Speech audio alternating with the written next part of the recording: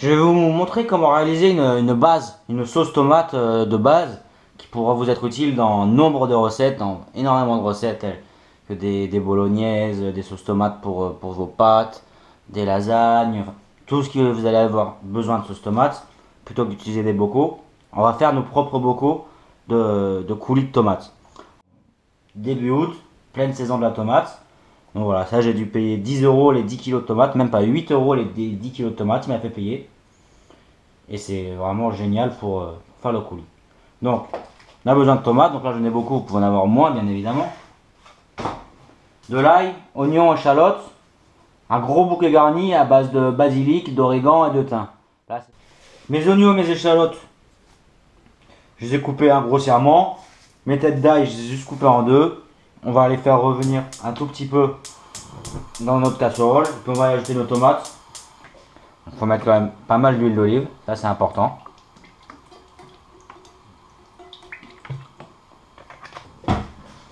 Donc on va faire revenir, plutôt infuser et revenir nos légumes dans l'huile d'olive comme ceci. Avec notre bouquet garni. Et on va tout ça dans l'huile. Je reviens doucement.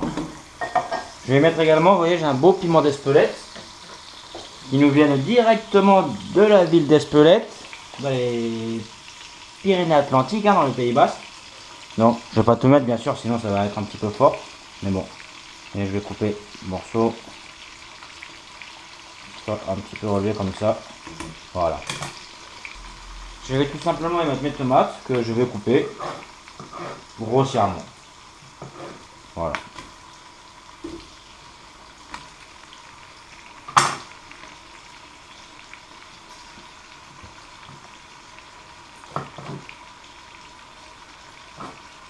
Alors, il y en a qui sont plus ou moins abîmés, mais bon, faire du coulis, c'est vraiment pas dérangeant. Un beau assortiment de tomates, là, ça va nous donner quelque chose vraiment très bon.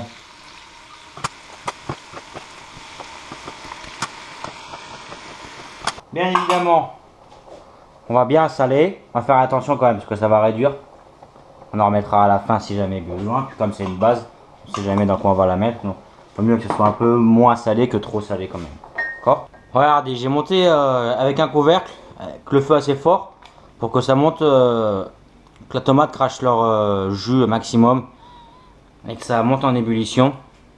J'ai pas mis une goutte d'eau, tout ça c'est que du jus de tomate. Maintenant c'est à légère ébullition. Je vais laisser cuire 2 bonnes heures comme ça à léger frémissement. Donc après 2 bonnes heures de cuisson, donc voilà, il ne nous reste plus qu'à passer toutes nos tomates et le jus dans un moulin à légumes. Et comme ceci, toutes les peaux, tout ça des tomates, va rester dans notre moulin à légumes. On va récupérer que le jus. On verra à la fin, on aura quelque chose d'assez épais.